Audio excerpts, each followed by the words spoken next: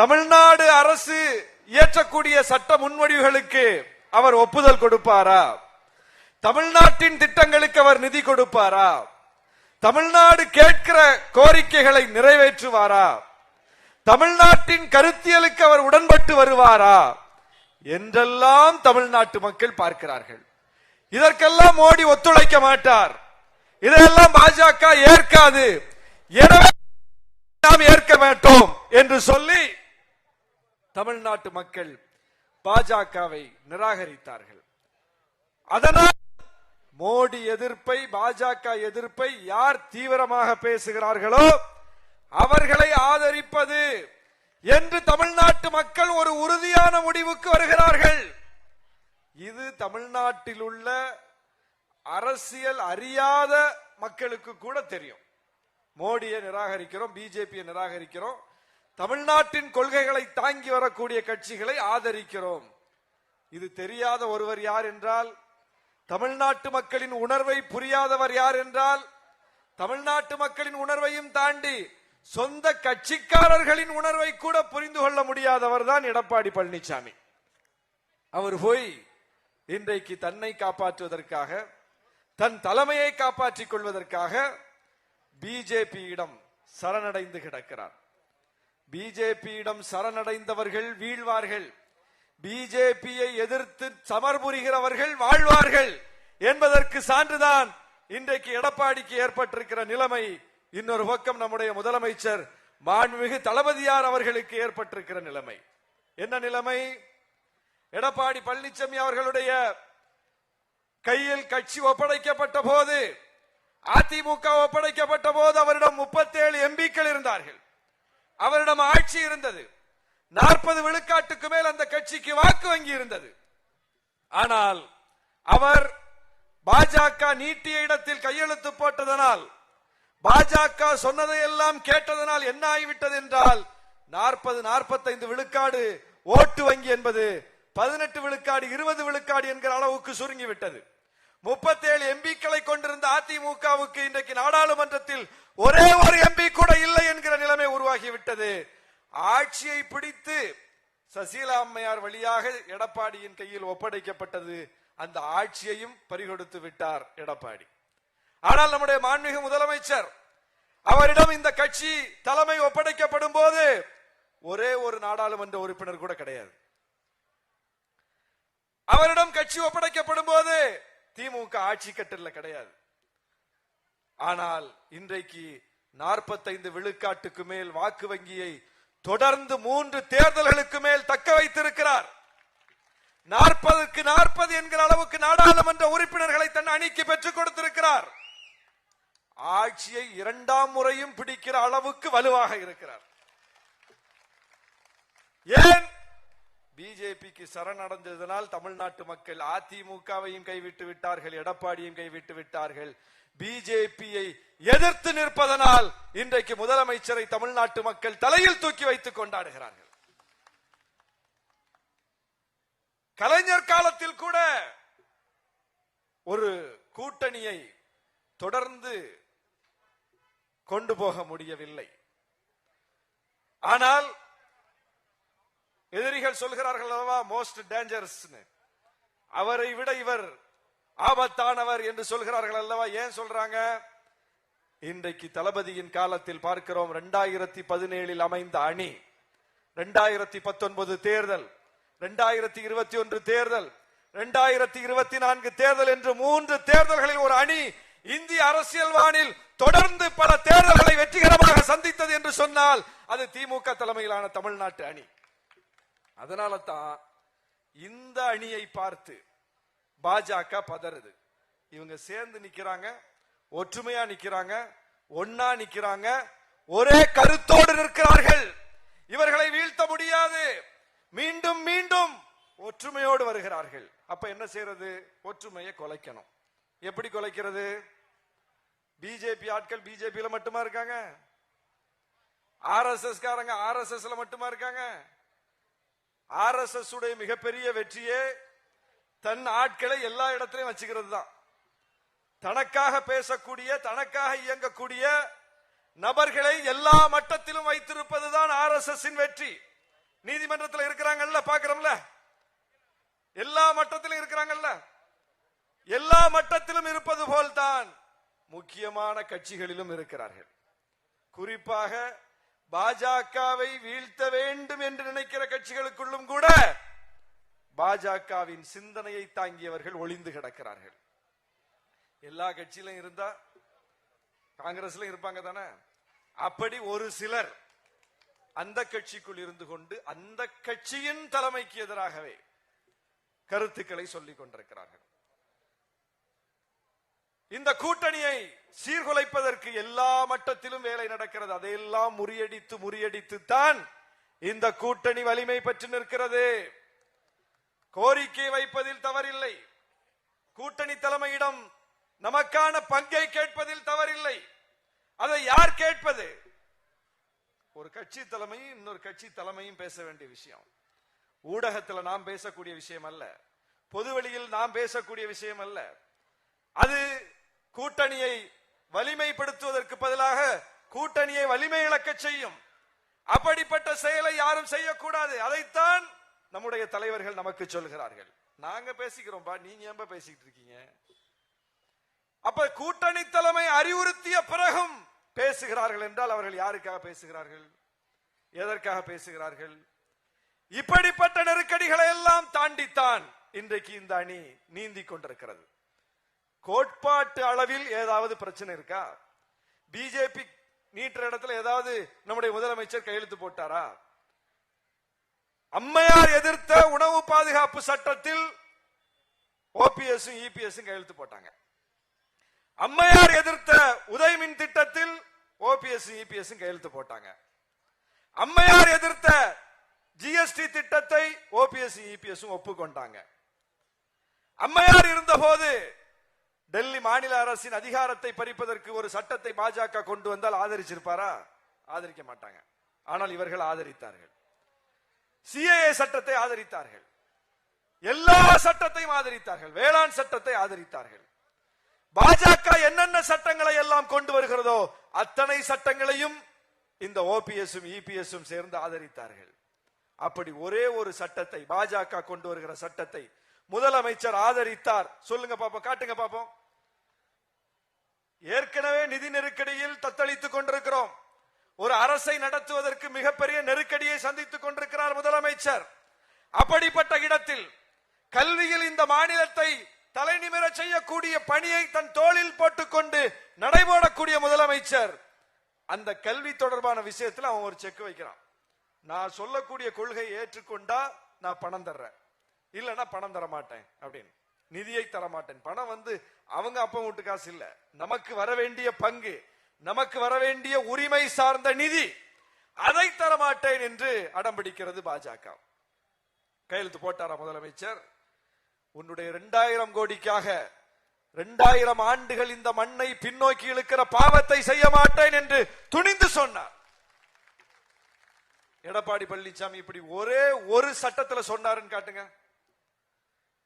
அப்ப பாஜக எதிர்ப்பில் படம் காட்டவில்லை, பாஜகவுக்கு பயம் காட்டிக் கொண்டிருக்கிறார் நம்முடைய முதலமைச்சர். அப்படிப்பட்ட முதலமைச்சர் பாஜகவோடு ஏதாவது ஒன்றில் சமரசமாகி போனால் கூட இவரை நம்ப முடியாது, இவரை நம்பி பயணிக்க முடியாது. ஏன்னா பிஜேபி எதிர்ப்புல இவர்கிட்ட உறுதி இல்லை. எனவே நாம பிஜேபி எதிர்ப்புல யார் உறுதியா இருப்பாங்களோ அவங்களை அணி சேர்க்கிறதுல ஆர்வம் காட்டுவோம் என்று சொல்லி காங்கிரஸ் தோழர்கள், பாஜக எதிர்ப்பில் இருக்கக்கூடிய தோழர்கள் அப்படி ஏதாவது ஒரு முயற்சி எடுத்தா கூட ஒரு லாஜிக் இருக்கு. ஆனால் ஒரே ஒரு அம்சத்தை காட்டுங்கள், பாஜகவோடு முதலமைச்சர் சமரசம் செய்து கொண்டார். ஏதாவது ஒரு சட்டத்தை காட்டுங்கள், ஏதாவது ஒரு திட்டத்தை காட்டுங்கள். எதிர்த்து நிற்கிறார், எதிர்த்து நிற்கிறார். அது மாத்திரமல்ல, பாஜக எதிர்ப்பில் ராகுல் காந்தி பல்வேறு முன்னெடுப்புகளை முன்னெடுத்துக் கொண்டிருக்கிறார். அதுல ஒண்ணுதான் இந்த எஸ்ஐஆர். இந்தியா முழுவதும் நடைபயணம் போனார், எத்தனையோ பிரச்சனைகளை எதிர்த்து போராடி கொண்டிருக்கிறார். அப்படி போராட்டங்களை முன்னெடுக்கும் போது ராகுல் காந்தியோடு உடன் நிற்கிற தலைவர் யார்? உடன் நிற்கிற முதலமைச்சர் யார்? நம்முடைய மாண்புமிகு முதலமைச்சர் தான். இங்கிருந்து பீகாருக்கு போய் ராகுல் காந்தியோடு ஒரே மேடையில் பேசுகிறாரை தவிர இவங்க யாருக்கு காத்திருக்காங்களோ அல்லது யார் இவர் வருவார் என்று காத்திருக்கிறாங்களோ அந்த விஜய் ஒருபோதும் ராகுல் காந்திக்கு ஆதரவாக இதுவரையிலும் கருத்து சொன்னதில்லை. இன்னும் சொல்ல போனால் 2014 மோடி ஆட்சி வருவதற்கு அடித்தளமிட்ட ஒரு இயக்கம் எந்த இயக்கம் என்றால் அண்ணா ஹசாரே முன்னெடுத்த இயக்கம்.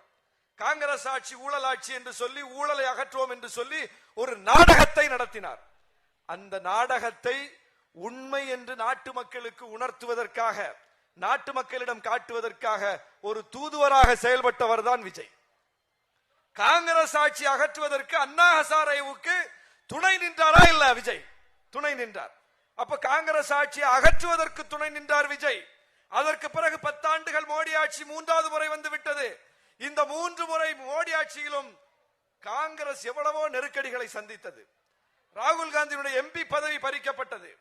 எத்தனையோ பிரச்சனைகளை அந்த கட்சி சந்தித்தது.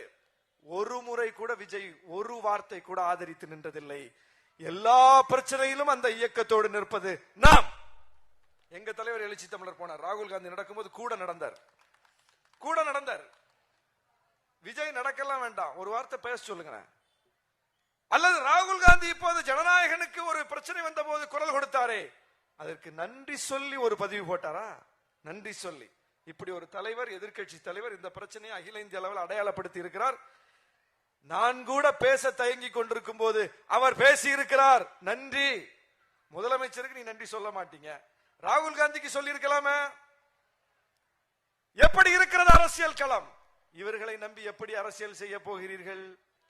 இப்படிப்பட்ட மனிதர்களை நம்பி எப்படி ஒரு அரசியல் நடவடிக்கையை முன்னெடுக்க முடியும்? அப்ப இந்த கூட்டணி வெறுமனை இடப்பங்கீட்டுக்கான கூட்டணி அல்ல, அதையும் தாண்டி கொள்கை ரீதியிலான கூட்டணி. இடப்பங்கீடுதான் முக்கியம் என்றால் இன்றைக்கு பெரும்பான்மை வலிமை இல்லாமல் ஆட்சியை நகர்த்தி கொண்டிருக்கிறது பாஜக. விசி காட்ட 2 எம்பி இருக்காங்க, எங்களிடம் 2 நாடாளுமன்ற உறுப்பினர் இருக்கிறார்கள். நாங்க போய் இன்னைக்கு வந்து பாஜகவுக்கு ஆதரவு கொடுக்கிறோம்னா இல்ல வேண்டாம் அப்படின்னு மோடி சொல்லிடுவாரா? பெரும்பான்மை வலிமை இல்லாமல் இருக்கக்கூடிய கட்சிக்கு ஒவ்வொரு நாடாளுமன்ற உறுப்பினர் எண்ணிக்கை முக்கியமானது. கம்யூனிஸ்டுகள் அகில இந்திய அளவில் பாஜகவுக்கு எதிர்நிலையில் இருக்கிறார்கள், அவர்களுடைய எம்பிக்கள் போக மாட்டார்கள். காங்கிரஸ் பாஜகவுக்கு எதிர்நிலையில் இருக்கக்கூடிய கட்சி பிஜேபியோடு ஆதரவு கொடுத்து போக முடியாது. ஆனால் அந்த 2 கட்சியும் தாண்டி இந்தியாவில் எந்த கட்சி வேண்டுமானாலும் பாஜகவோடு சேரும் வாய்ப்புள்ள கட்சிகள் தானே. அப்ப அந்த ஆதரவை கொடுக்க முடியும் தானே.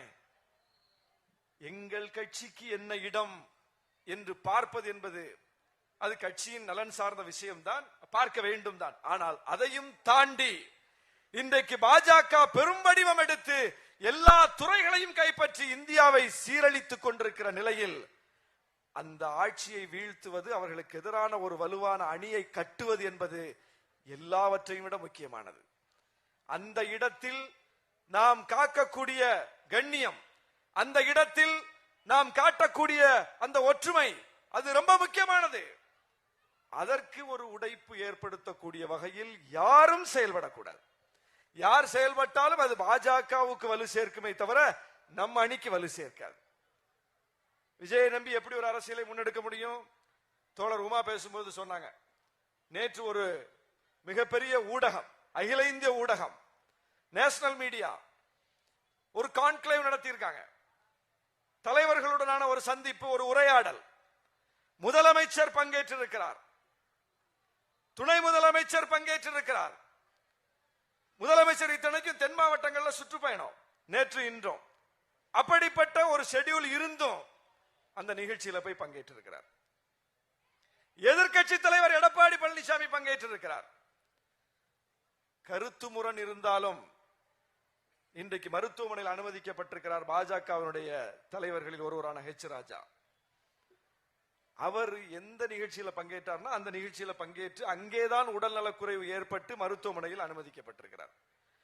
அப்போ உடல்நலக்குறைவு ஏற்படக்கூடிய அளவுக்கு ஒரு நிலைமையில் இருக்கும் போது கூட அந்த நிகழ்ச்சியில போய் அவர் பங்கேற்றிருக்கிறார். ஒரு அரசியல் கட்சி, ஒரு அரசியல் தலைவர்கள் ஊடகங்கள் வைக்கக்கூடிய கேள்விகளை எதிர்கொள்ள வேண்டும். அவர்கள் முன்வைக்கக்கூடிய வாதங்களுக்கு பதில் சொல்ல வேண்டும். ஊடகங்களின் வழியே மக்களை சந்திக்க வேண்டும். மக்களின் பிரதிநிதியாக நின்றுதான் ஊடகங்கள் கேள்விகளை அடுக்குகிறார்கள். அந்த கேள்விகளுக்கு பதில் சொல்வது என்பது ஜனநாயகத்தின் ஒரு வடிவம். ஜனநாயகத்திற்கே விரோதமான கட்சி பாஜக. அந்த கட்சியை சார்ந்தவர்கள் கூட அந்த ஜனநாயக வடிவத்திற்குள்ள நின்று பதில் சொல்றாங்க. அப்படி பதில் சொல்ல போன இடத்துலதான் ஹெச் ராஜா உடல் நலக்குறைவு ஏற்பட்டு மருத்துவமனையில் அனுமதிக்கப்பட்டிருக்காரு பார்க்கிறோம்.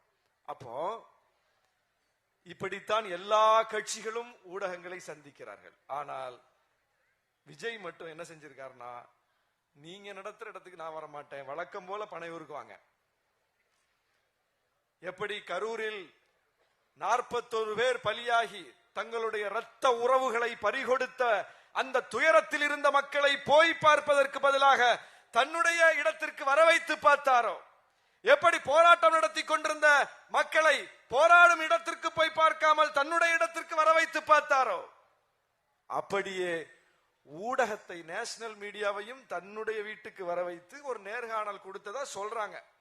ஜெயலலிதா அம்மா அப்பல்லோ மருத்துவமனையில் அனுமதிக்கப்பட்டிருந்த போது உடல்நல குறைவால் எல்லா தலைவர்களும் போய் பார்த்தாங்க. எங்க தலைவர் தான் முதல்ல போய் பார்த்தார்.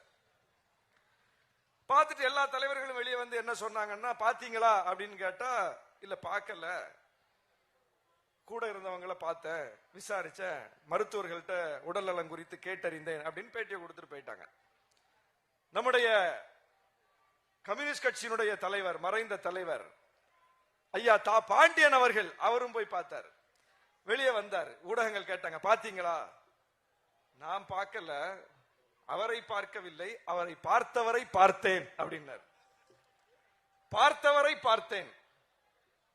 அது மாதிரி பேட்டி கொடுத்தாரா, பேட்டி கேட்டீங்களான்னு கேட்டா, பேட்டி எல்லாம் இப்ப நம்ம பார்க்க முடியாது. அத பேட்டி கண்டவரை கண்டேன், பேட்டி கொடுத்தவரை பார்த்தேன் அப்படின்னு இப்ப சொல்ல வேண்டிய ஒரு நிலைமை உருவாக்கி இருக்கு.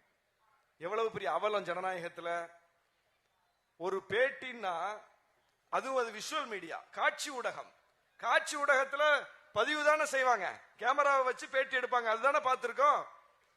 ஆனா இன்னைக்கு காட்சி ஊடகத்தை சார்ந்தவர்கள் அவரை போய் பேட்டி எடுத்ததாக அச்சு ஊடகத்துல வருது. இப்படிலாம் அவர் சொன்னாரா, இவங்க அதை கேட்டாங்களா, அதை இவங்க நமக்கு சொல்றாங்களா? இப்படி ஒரு பேட்டிய உலகத்துல எந்த நாட்டிலும் பார்த்ததில்லை, எங்கும் பார்த்ததில்லை. இப்பவே இப்படின்னா, ஆட்சியை பிடிக்க போறேன்னு சொல்லும் போதே இப்படின்னா, இவங்க கையில எல்லாம் ஆட்சி போச்சுன்னா என்ன ஆகும்? இப்பவே ஒரு நேஷனல் மீடியாவால கூட அவரை அணுக முடியவில்லை என்றால், நாளைக்கு மக்கள் எப்படி அணுக முடியும்? மக்கள் பிரதிநிதிகள் எப்படி அணுக முடியும்? ஊடகங்கள் எப்படி அணுக முடியும்? இன்றைக்கு இருக்கிற முதலமைச்சர் அப்படி ஒரு இரும்பு கோட்டைக்குள் உட்கார்ந்து இருக்கிறாரா? எந்நேரமும் யாரும் சந்திக்க முடியும் என்கிற ஒரு மக்கள் நாயகனாக இருக்கிறார். அப்புறம் யார் ஆட்சி வரணும்? நிறையோ குறையோ முதலமைச்சரிடம் பேச முடிகிறது, எந்த கோரிக்கை என்றாலும் எடுத்து சொல்ல முடிகிறது, கூட்டணி கட்சிகள் சந்திக்க முடிகிறது, உரையாட முடிகிறது, எல்லாரும் பேச முடிகிறது.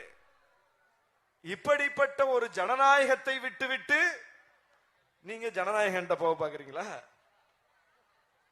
எங்கே போய் முடியும்? எனவேதான் சொல்லுகிறோம், ஏன் திராவிட மாடல் ஆட்சி தொடர வேண்டும்?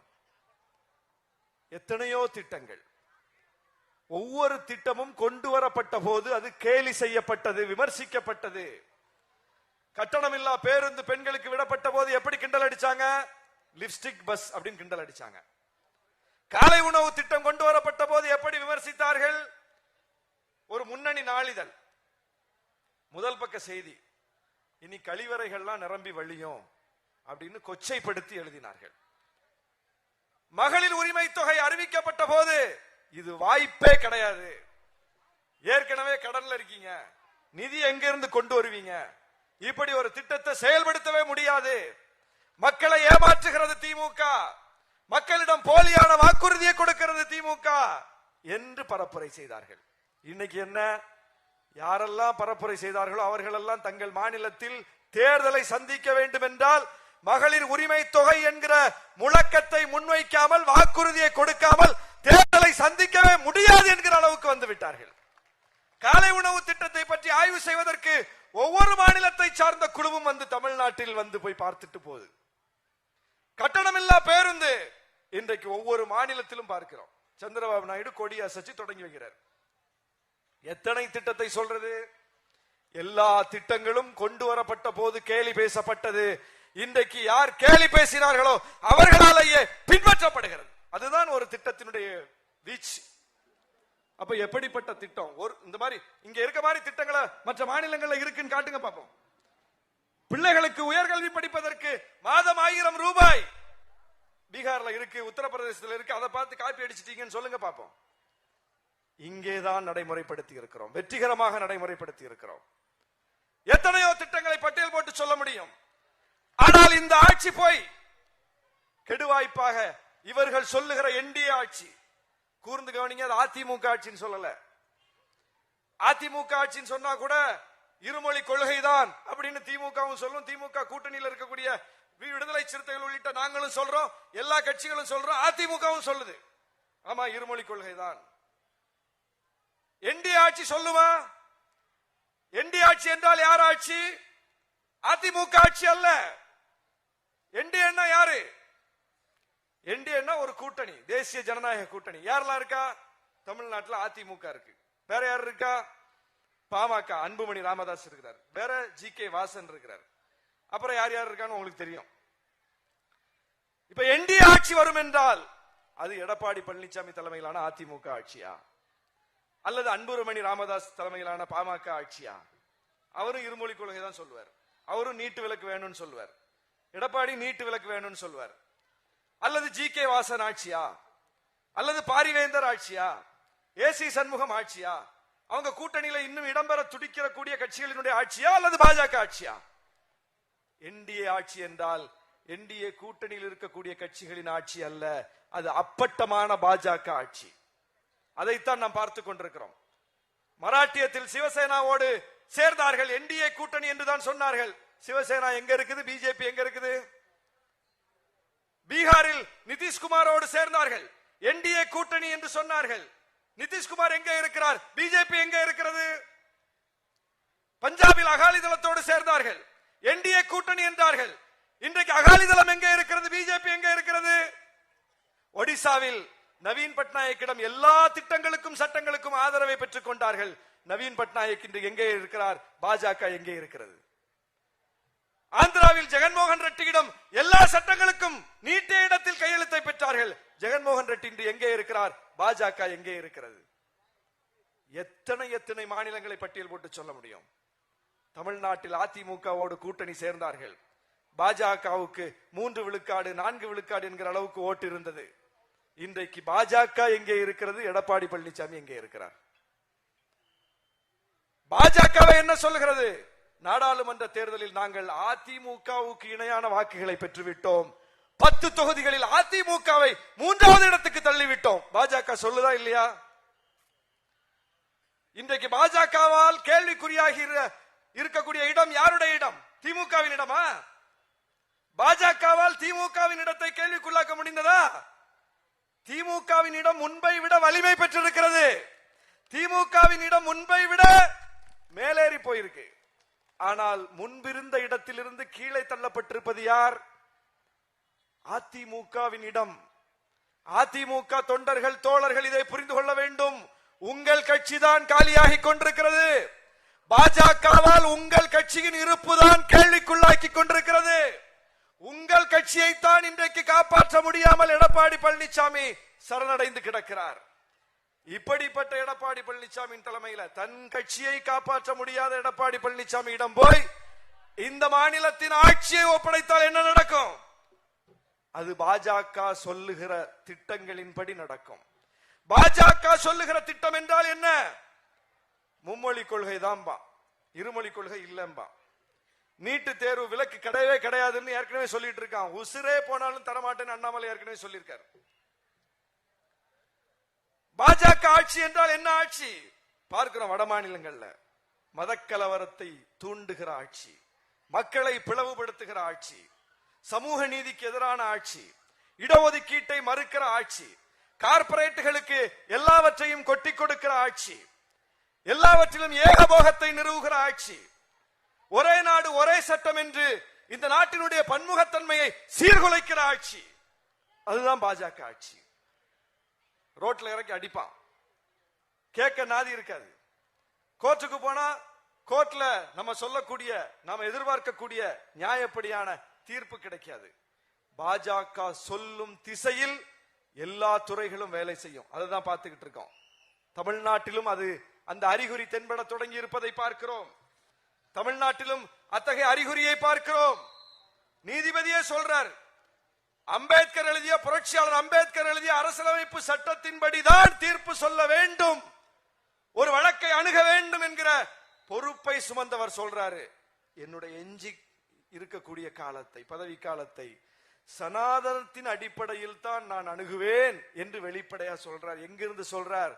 தமிழ்நாட்டில் நின்று கொண்டு சொல்கிறார். எப்படிப்பட்ட மண்? மத நல்லிணக்கத்திற்கு பெயர் பெற்ற மண், சமூக நல்லிணக்கத்தை கட்டி காப்பாற்றுகிற மண், சமூக நீதியை அரங்கேற்றிய மண். தமிழ்நாட்டில் இருப்பது போல 69 விழுக்காடு இடஒதுக்கீட்டை எந்த மாநிலமும் சட்டமாக்கி வெற்றி பெற்றதில்லை. நமக்கு பிறகு பலரும் ஃபாலோ பண்ணிருப்பாங்க. ஆனால் நாம் தான் அதில் முதல் வெற்றியை பெற்றவர்கள். அரசியலமைப்பு சட்டத்தில் சமூக நீதிக்காக முதலில் திருத்தம் கொண்டு வந்தவர்கள். 50 விழுக்காட்டுக்கு மேல் உயர்கல்வி படிப்போர் விழுக்காட்டை எட்டியவர்கள். பெண்களுக்கு சொத்தில் சமபங்கு உரிமை என்கிற சட்டத்தை கொண்டு வந்தவர்கள். ஏன் இன்னும் சொல்ல போனால் நீதி கட்சி ஆட்சி காலத்தில் இந்தியாவிலேயே முதலில்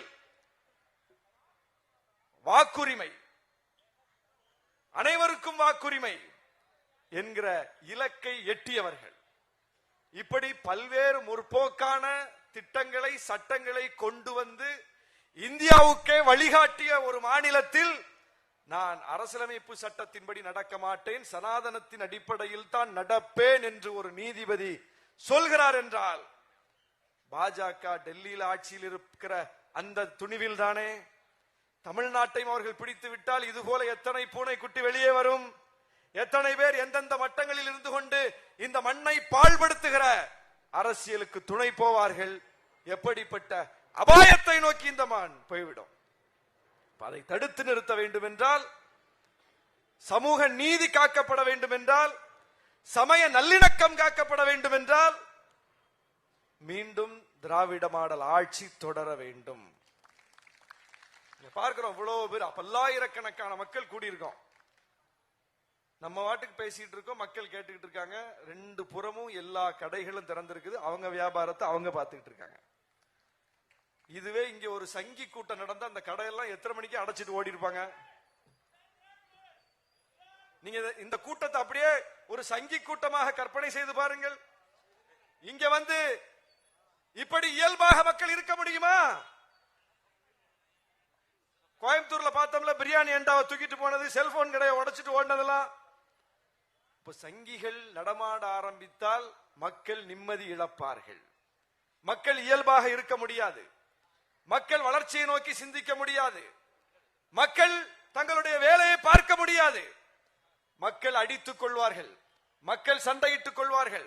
மதத்தின் அடிப்படையிலும், சாதியின் அடிப்படையிலும், இனத்தின் அடிப்படையிலும் ஒருவரை ஒருவர் மோதவிட்டு வேடிக்கை பார்க்கும் பாஜக. நாம அந்த இடத்துல கவனத்தை செதறிட்டு இருப்போம், அவன் உட்கார்ந்து எல்லா இடத்தையும் பிடிச்சுக்கிட்டு இருப்பான். இதுதான் அவருடைய தந்திரமான வேலை. எனவே இந்த ஆட்சி தொடருவதுதான் தமிழ்நாட்டிற்கு நல்லது, தமிழ்நாட்டின் எதிர்காலத்துக்கு நல்லது, தமிழ்நாட்டு தலைமுறைக்கு நல்லது.